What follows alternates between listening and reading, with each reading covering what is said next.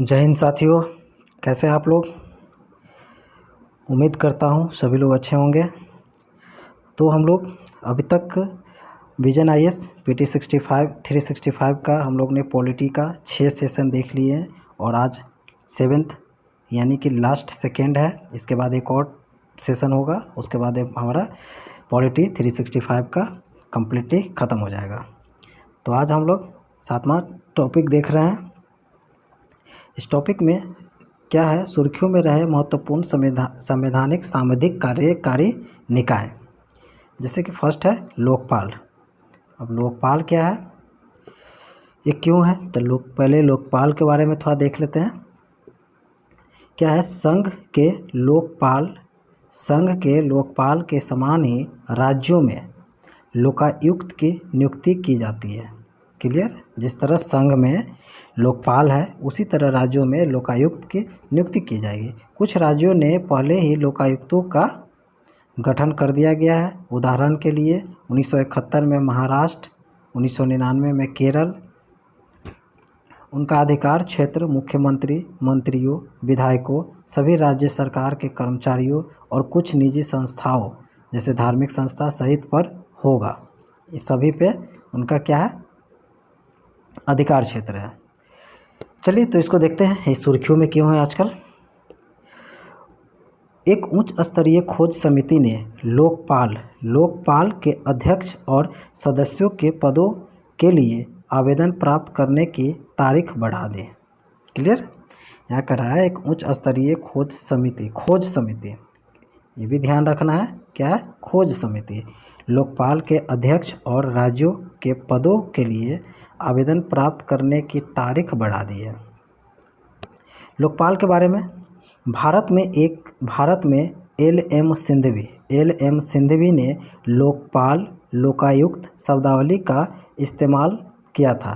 क्या कहता है, भारत में एल.एम. सिंघवी, ये पॉइंट याद करना है। एल.एम. सिंघवी लोकपाल या लोकायुक्त शब्दावली का इस्तेमाल किया था। हालांकि देश में लोकपाल शब्द का पहली बार प्रयोग 1966 में प्रशासनिक सुधार आयोग की एक रिपोर्ट में किया गया था।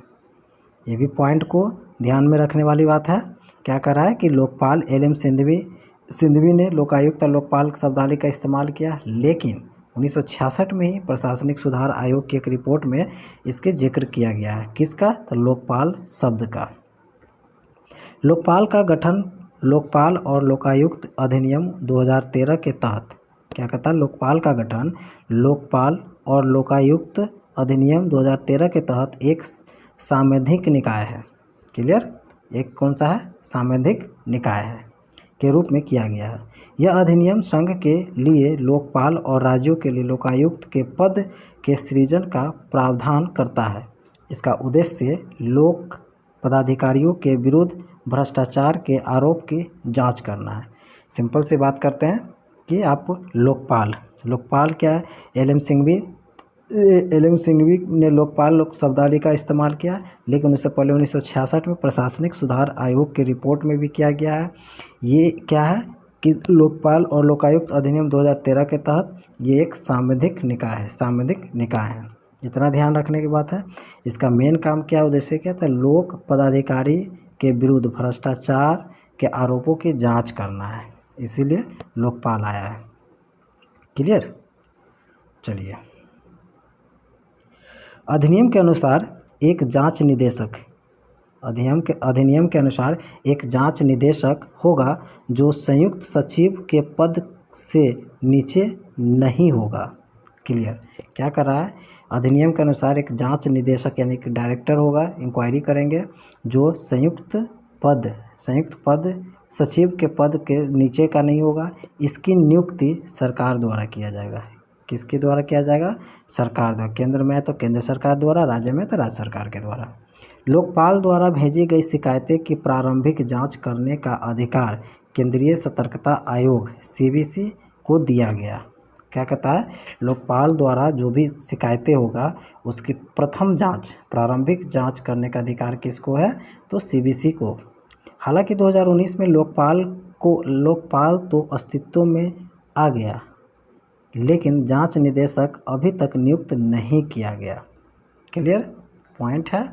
2019 में तो लोकपाल का अस्तित्व हो गया, लेकिन इसका जांच निदेशक जो होता है वो अभी तक ले नियुक्त ही नहीं किया गया है। लो भैया, ऐसा ही होता है हमारे देश में।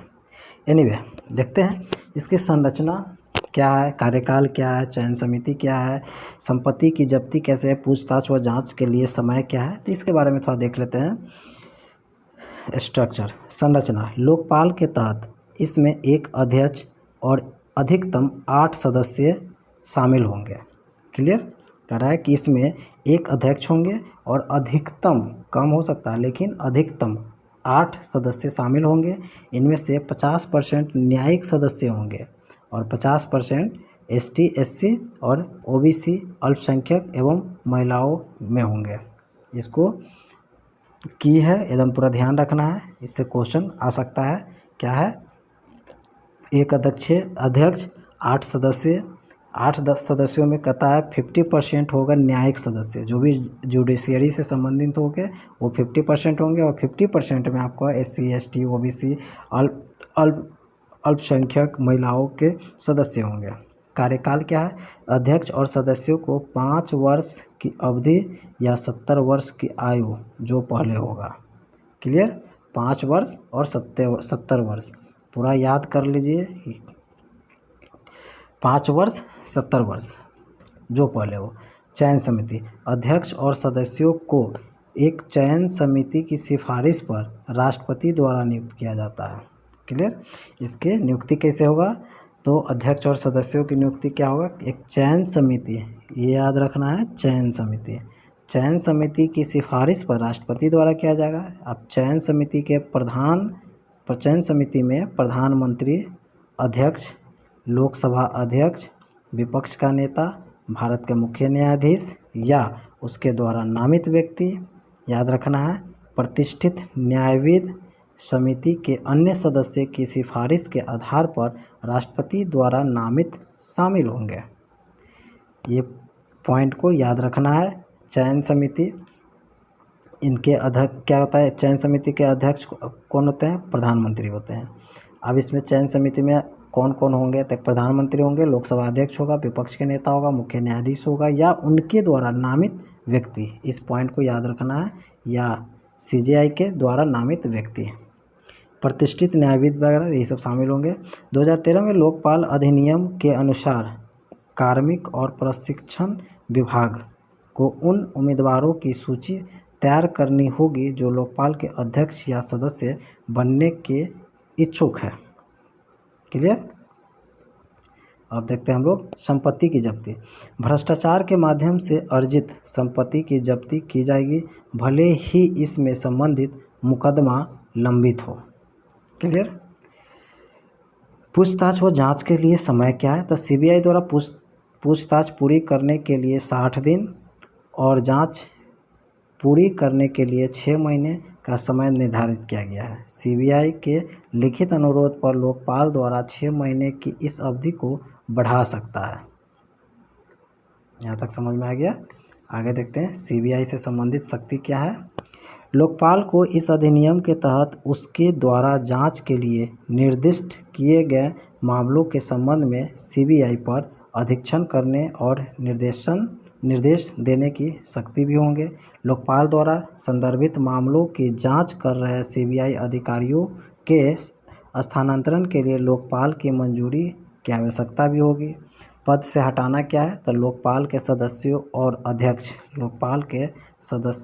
और अध्यक्ष को सुप्रीम कोर्ट की जांच के बाद राष्ट्रपति द्वारा हटाया जा सकता है। क्या, लोकपाल के सदस्यों और अध्यक्ष को सुप्रीम कोर्ट की जांच के बाद राष्ट्रपति हटा सकता है। इसके लिए संसद में कम से कम 100 सदस्य सांसदों द्वारा एक याचिका पर हस्ताक्षर किया होगा।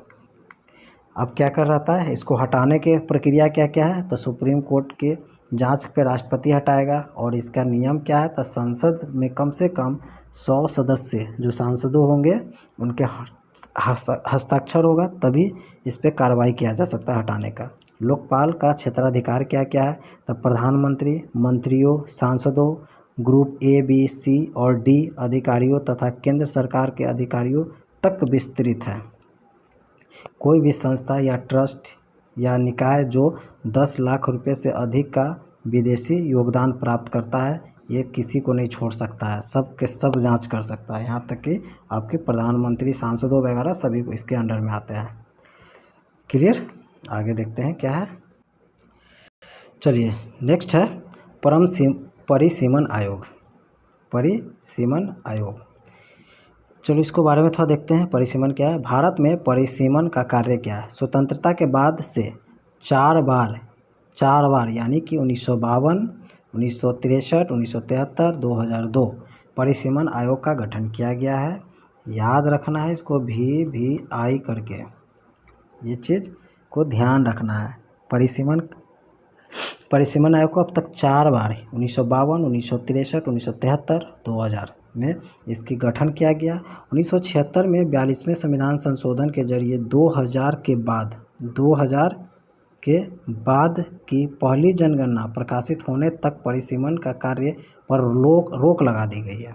क्लियर करा। 42वें संविधान संशोधन 1976 में के जरिए 2000 के बाद की पहली जनगणना प्रकाशित होने तक परिसीमन के कार्यों पर रोक लगा दी गई है। 84वें संविधान संशोधन 2001 परिसीमन पर रोक को 25 साल तक के लिए और बढ़ा दिया गया है। इसलिए 2026 के बाद की पहली जनगणना के आंकड़ों के आधार पर परिसीमन कार्य किया जा सकता है। यहाँ तक आपका आ गया, इसको एकदम पूरा अच्छे से याद रहना चाहिए। मैं एक बार फिर से रिपीट कर देता हूँ। स्वतंत्रता के बाद अब तक 4 बार 1952, 1963, 1973, 2002 में इसका किया गया। 42वें संविधान संशोधन 2000 में पहली बार जनगणना प्रकाशित होने तक 2000 के बाद पहली बार जो जनगणना प्रकाशित होगा 2000 के बाद परिसीमन कार्य पर रोक लगा दिया। लेकिन वहीं पे 84वें संविधान संशोधन 2021 में 25 सालों तक यानी कि 2026 तक रोक लगा दिया गया है। क्लियर। आगे देखते हैं ये सुर्खियों में क्यों है। सुप्रीम कोर्ट ने केंद्र सरकार को नए सिरे से परिसीमन आयोग गठन करने को कहा। सुप्रीम कोर्ट ने केंद्र को कहा नए सिरे से परिसीमन आयोग का गठन करने को कहा। कोर्ट ने आदेश में अनुसूचित जाति, SC, ST के रूप में निर्दिष्ट समुदायों का संविधान के अनुसार उचित प्रतिनिधित्व सुनिश्चित करने के लिए एक नया परिसीमन आयोग गठित करने को कहा। यानी कि अब तक तो 4 हुआ और अभी करेगा तो ये 5वीं बार हो जाएगा। अब देखते हैं कब होता है। एनीवे आगे देखते हैं परिसीमन आयोग के बारे में। संविधान के अनुच्छेद 82 के तहत संसद परिसीमन अधिनियम पारित करती है। क्लियर। यहाँ कर रहा है परिसीमन किस में है? आर्टिकल 82 में। क्लियर। 82 में क्या संसद पारित करती है। यह आयोग प्रत्येक जनगणना के बाद लोकसभा, राज्य विधानसभा के निर्वाचन क्षेत्रों जैसे संख्या सीमा में फिर से समायोजन के लिए उत्तरदायी है। यानी कि हर परिसीमन के बाद लोकसभा और राज्य विधानसभाओं में इसकी संख्या में या सीमाओं में कम बेश घटा बढ़ा सकता है। परिसीमन आयोग के निर्णय अंतिम माने जाते हैं। क्या है? परिसीमन आयोग के निर्णय अंतिम माने जाते हैं। इन्हें किसी भी न्यायालय में चुनौती नहीं दिया जा सकता है। की पॉइंट याद रखने का, परिसीमन आयोग का निर्णय अंतिम होगा और इसे किसी भी न्यायालय में चुनौती नहीं दिया जा सकता। यानी कि भैया जो फैसला डिसीजन दे दिया सो दे दिया, आगे इस पर कोई कार्रवाई नहीं। इसके आदेशों के प्रतियां लोकसभा और संबंधित राज्य विधानसभा के समक्ष रखी जाती है। हालांकि वे इन आदेशों में कोई संशोधन नहीं कर सकते।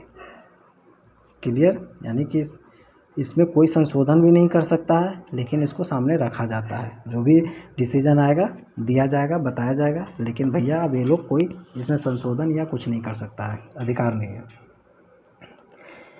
आगे की संरचना क्या? सुप्रीम कोर्ट का एक न्यायाधीश जो वर्तमान में हो या सेवानिवृत्ति हो अध्यक्ष के रूप में कार्य करेंगे। परिसीमन का कौन होगा अध्यक्ष? जो वर्तमान में सुप्रीम कोर्ट का न्यायाधीश होगा या सेवानिवृत्त होंगे, कोई भी अध्यक्ष बन सकता है। भारत का मुख्य निर्वाचन आयुक्त या उसके द्वारा नामित निर्वाचन आयुक्त सदस्य होता है। क्लियर का? भारत का मुख्य निर्वाचन आयुक्त या उसके द्वारा नामित सदस्य होंगे। संबंधित राज्य का निर्वाचन आयुक्त भी सदस्य होंगे। क्लियर यहाँ तक? ये पॉइंट क्लियर हो गया। चलिए आप देखते हैं प्रवर्तन निदेशालय, डायरेक्टर ऑफ इन्फोर्समेंट, सुर्खियों में क्यों है? तो हाल ही में सुप्रीम कोर्ट ने प्रवर्तन निदेशालय के निदेशक के कार्यकाल के लिए विस्तार यानी कि तीसरी सेवा विस्तार को अवैध घोषित कर दिया। क्लियर? कौन किया? सुप्रीम कोर्ट ने प्रवर्तन निदेशालय के कार्यकाल को विस्तार माने केंद्र ने विस्तार किया, लेकिन सुप्रीम कोर्ट ने इसके तीसरे विस्तार को अवैध घोषित कर दिया। आगे देखते हैं क्या अवैध घोषित किया, तो क्या है इसमें। चलिए ठीक है। परिसंपत्तियों को जब्त करने की शक्ति। ईडी को क्या क्या है? परिसंपत्तियों को जब्त करने की शक्ति है। समन जारी करने की शक्ति है। ईडी को अन्वेषण, निरीक्षण, साक्ष्य जुटाने, समन जारी करने, जांच करने, आदेश जारी करने आदि संबंधित के सिविल न्यायालय के समान शक्ति प्राप्त है। क्लियर? ईडी का क्या क्या है? तो समन करने की शक्ति, समन जारी करने की शक्ति है। इसको सिविल न्यायालय के समान शक्ति प्राप्त करता है। गिरफ्तारी करने की शक्ति भी है इनको। अभी कौन कौन से? तो जैसे कि ईडी धन शोधन निवारण में है। फिर फेमा 1999 के उल्लंघन की जांच करने के लिए एक नोडल एजेंसी है। यह इन मामलों में पुलिस द्वारा औपचारिक एफआईआर दर्ज किए बिना ही जांच एवं गिरफ्तार कर सकता है ईडी। क्लियर? आगे देखते हैं क्या है इसमें। रिकॉर्ड किए गए साक्ष्यों को स्वीकार्यता। वर्ष 2022 में सुप्रीम कोर्ट ने यह फैसला दिया कि ईडी अधिकारियों द्वारा दर्ज किए गए बयानों को न्यायालय में साक्ष्य के रूप में स्वीकार किया जा सकता है। जुर्माने, अर्थदंड एवं अर्थदंड की बकाया राशि की वसूली ईडी फेमा के तहत संबंधित व्यक्ति से जुर्माना, अर्थदंड की बकाया राशि वसूली के लिए आवश्यक कदम उठा सकता है। क्लियर? अब यहाँ पे देखते हैं ये क्या है ईडी। थोड़ा सा ईडी के बारे में देख लेते हैं। इसकी स्थापना 1952 में हुई थी और यह वित्त मंत्रालय के राजस्व विभाग के अधीन आया है। ये क्वेश्चन रिपीट किया हुआ है। क्या क्वेश्चन है?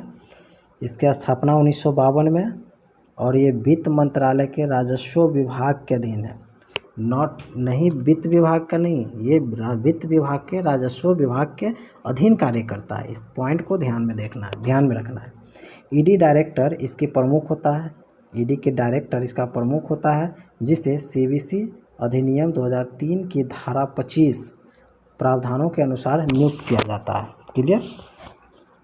कार्यकाल है 2 वर्ष का कार्यकाल, लेकिन 3 वार्षिक विस्तार दिया जा सकता है। 3 वार्षिक विस्तार दिया जा सकता है। सौंपे गए कार्य क्या है? तो यह निम्नलिखित कानूनों के कुछ प्रावधानों को लागू करने के लिए उत्तरदायी है, जैसे विदेशी मुद्रा प्रबंधन अधिनियम फेमा 1999, धन संशोधन निवारण अधिनियम पीएमएलए 2002, भगोड़ा आर्थिक अपराध अधिनियम 2018 एफईओ, विदेश मुद्रा संरक्षण और तस्करी निवारण अधिनियम 1974। ये सारे इनके कार्य हैं। क्या क्या है? विदेश फेमा है, फेमा 1999, पीएमएलए 2002, एफईओ 2018 का कॉफेपोसा 1974। आगे देखते हैं इसमें क्या है।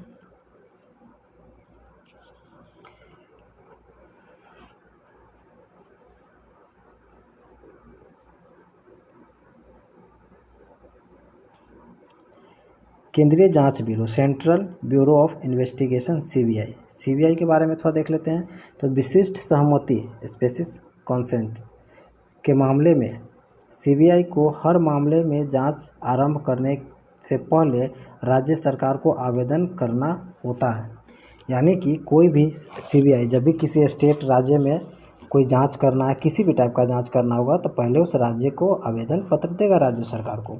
यदि विशिष्ट सहमति नहीं दी जाती है तो सीबीआई अधिकारियों के पास संबंधित राज्य में प्रवेश करने पर पुलिस की शक्ति प्राप्त नहीं होती है। क्लियर? सामान्य सहमति को वापस लेने से उन मामलों पर कोई प्रभाव नहीं पड़ता जिनकी जांच पहले से ही चल रही है। अब इस पॉइंट को थोड़ा सा ध्यान देने की बात है। कह रहा है कि सीबीआई को हर मामले में जांच आरंभ करने से पहले, कोई भी जांच हो, किसी भी स्टेट में जाना है तो पहले स्टेट सर गवर्नमेंट को आवेदन देगा। यदि गवर्नमेंट अगर मना कर देता है तो फिर भी सीबीआई जांच कर सकता है, लेकिन उस स्टेट को पुलिस सपोर्ट नहीं मिलेगा। वो अपना सपोर्ट बल दल से जैसा भी हो वो जांच का इन्वेस्टिगेशन कर सकता है। अगर राज्य सरकार उसको जांच का परमिशन देता है तो फिर स्टेट पुलिस भी उनके साथ हेल्प में रहेंगे। तो चलिए ठीक है, आगे देखते हैं। तमिलनाडु सरकार ने राज्य के मामलों में जांच के लिए सीबीआई को दी गई सामान्य सहमति को वापस ले लिया। सीबीआई किस तरह के मामले की जांच कर सकती है? तो देखते हैं, भ्रष्टाचार विरोधी। ऐसे मामले आमतौर पर लोक अधिकारियों, केंद्र सरकार के कर्मचारियों के विरुद्ध पंजीकृत होते हैं। भ्रष्टाचार के मामले में भ्रष्टाचार निवारण अधिनियम 1988 के तहत अपराधों की जांच से संबंधित सीबीआई के कामकाज के देख रेख की शक्ति, क्लियर, केंद्रीय सतर्कता आयोग सीबीसी के पास है। सीबीआई के कामकाज देख रेख की शक्ति किसके पास है? सीबीसी के पास है। ईडी भी अपना प्रथम सारा डिटेल्स सीबीसी को ही देता है और सीबीआई भी इनको देते हैं। फिर विशेष अपराध के मामले में राज्य सरकारों के अनुरोध पर या सुप्रीम कोर्ट और हाई कोर्ट के आदेश पर भारतीय दंड संहिता के तहत गंभीर और संगठित अपराध की जांच करता है। क्लियर?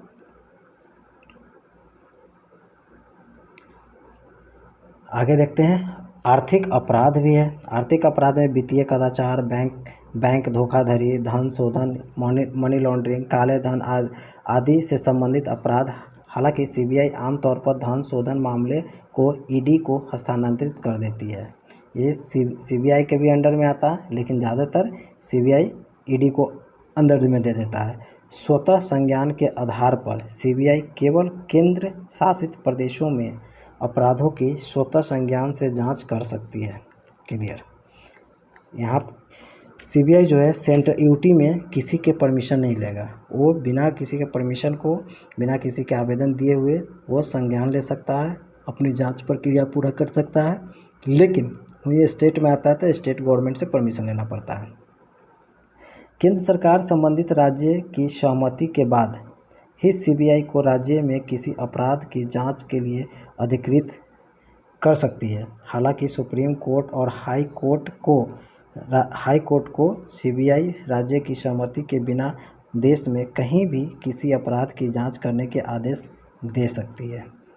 पॉइंट है कि अगर हाई कोर्ट चाहे तो वो केंद्र हो या राज्य हो, उसकी सहमति भी नहीं लेगा। वो हाई कोर्ट खुद सीबीआई को परमिशन देगा कि भैया आप जाइए, जिस जहाँ है वहाँ पे इसकी जांच प्रक्रिया प्रारंभ कीजिए। परमिशन लेने की किसी की आवश्यकता नहीं है। यहाँ तक समझ में आया? आगे देखते हैं, सामान्य सहमति के बारे में क्या है। तो दिल्ली विशेष पुलिस स्थापना अधिनियम 1946 की धारा 6 के तहत सीबीआई को किसी राज्य में जांच करने के लिए संबंधित राज्य सरकार से पूर्व अनुमति लेनी पड़ती है। राज्य सरकार द्वारा सीबीआई को दी गई सहमति सामान्य या केस विशिष्ट हो सकती है। सामान्य सहमति वास्तव में स्वतः सहमति होती है। हाल ही में कुछ राज्यों ने सीबीआई को दी गई सामान्य सहमति वापस ले ली है। इनमें पश्चिम बंगाल, मिजोरम, पंजाब जैसे राज्य शामिल हैं। सामान्य सहमति से जुड़े अपवाद क्या है? तो सुप्रीम कोर्ट व हाई कोर्ट राज्य की सहमति के बिना सीबीआई को देश के कहीं भी अपराध की जांच करने के आदेश दे सकता है। उन मामलों में जहां कोई व्यक्ति रिश्वत लेते हुए रंगे हाथों पकड़ा गया हो, वहां जांच के लिए सामान्य सहमति की आवश्यकता नहीं होती है। आगे देखते हैं क्या है सीबीआई के बारे में थोड़ा सा।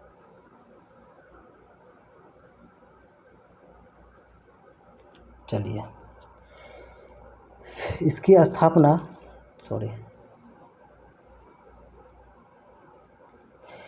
स्थापना 1963 में हुई थी तथा यहाँ कार्मिक, पेंशन और लोक शिकायत मंत्रालय के अधीन कार्य करता है। पॉइंट नोटेट करें, याद करने की चीज़ें हैं। 1963 में सीबीआई की स्थापना होती है और यह कार्मिक पेंशन और लोक शिकायत मंत्रालय के अधीन कार्य करता है। यह दिल्ली विशेष पुलिस स्थापना अधिनियम 1946 द्वारा शासित है, ये भी पॉइंट है। इसकी स्थापना की सिफारिश भ्रष्टाचार के रोकथाम पर संथानम समिति 1962-64 में किया था। कौन किया था? संथानम समिति के तहत इसकी स्थापना हुई थी। सीबीआई का डायरेक्टर इसका प्रमुख होता है। सीबीआई के डायरेक्टर की नियुक्ति प्रधानमंत्री, लोकसभा अध्यक्ष, लोकसभा एवं विपक्ष दल के नेता सीजेआई मिलकर बनी 3 सदस्यीय समिति करेगा। कौन कौन करेगा? प्रधानमंत्री, लोकसभा में विपक्ष दल का और सीजेआई, ये तीनों मिलकर इसकी स्थापना करेगा। कार्यकाल की बात करते हैं तो कार्यकाल में क्या है? 2 वर्ष का कार्यकाल होता है, लेकिन 3 वार्षिक विस्तार किया जाएगा। ये सेम ईडी बराबर सीबीआई, ईडी का भी सेम है और इसका भी सेम है। गहन जांच और अभियोजन के जरिए सार्वजनिक जीवन में भ्रष्टाचार से निपटना तथा आर्थिक एवं हिंसक अपराधों पर अंकुश लगाना, साइबर एवं एडवांस प्रौद्योगिकी से संबंधित अपराधों की रोकथाम में सहयोग करना, केंद्रीय सतर्कता आयोग और लोकपाल को सहायता प्रदान करना। यह भारत में नोडल पुलिस एजेंसी है जो इंटरपोल के सदस्य देशों की ओर से जांच का समन्वय करता है। यहाँ तक हो गया हमारा। अब आगे देखते हैं।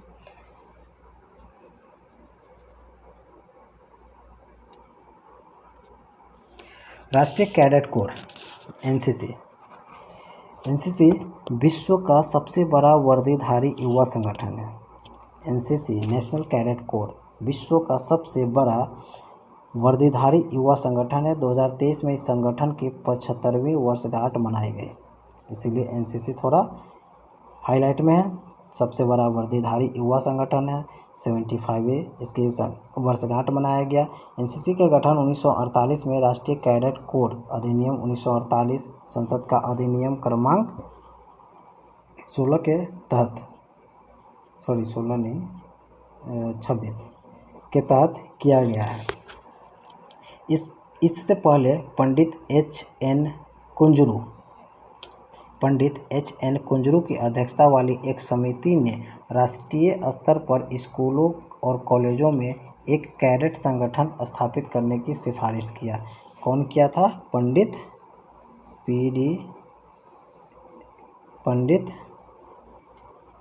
एच एन कुंजरू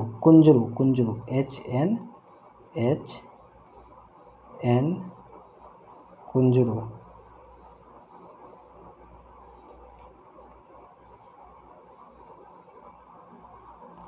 एनसीसी के उद्देश्य क्या है? तो जीवन के सभी क्षेत्रों में नेतृत्व प्रदान करने और राष्ट्र की सेवा के लिए हमेशा उपलब्ध रहने के लिए संगठित, प्रशिक्षित व उत्साहित युवाओं का संगठन है। यह एक त्रिसेवा संगठन है जिसमें थल, नौसेना और एयर विंग शामिल होते हैं। मुख्यालय इसकी नई दिल्ली है। एनसीसी निदेशालय राज्य स्तर पर एनसीसी को 17 निदेशालय में विभाजित किया जाता है। ये निदेशालय एक राज्य या राज्यों या केंद्र शासित प्रदेशों के समूह को कवर करती है। एनसीसी के कार्यक्रम की प्रकृति स्वैच्छिक है। छात्रों पर सक्रिय सैन्य सेवा के लिए कोई दायित्व नहीं होता है। एनसीसी की अवधि के आधार पर छात्रों को 3 प्रकार के प्रमाण पत्र दिया जाता है। 3 प्रमाण पत्र कौन कौन सा है? एनसीसी बनाम राष्ट्रीय सेवा योजना, एनएसएस। यद्यपि ये दोनों ही प्रकृति में स्वैच्छिक है, फिर भी इसमें कुछ अंतर भी होता है। एनएसएस और एनसीसी, आप दोनों को देखते हैं क्या क्या है।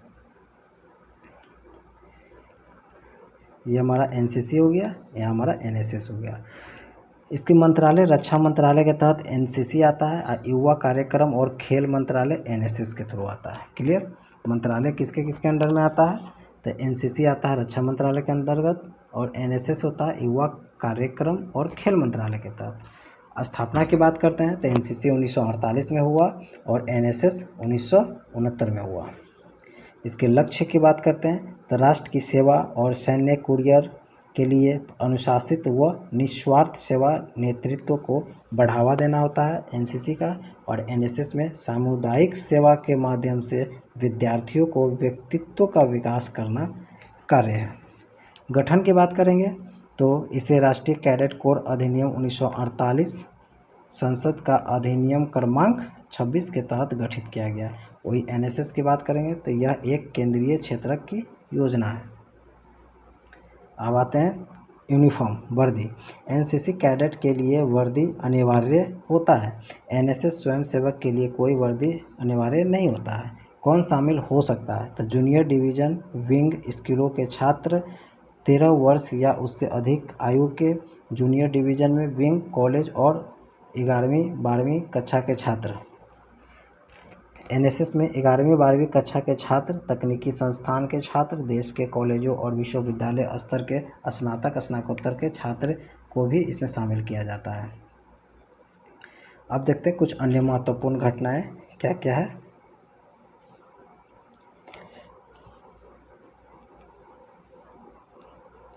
भारतीय प्रतिस्पर्धा आयोग CCI, competition commission of India CCI, Ravneet Kaur CCI के अध्यक्ष पद पर नियुक्त होने वाली पहली महिला है।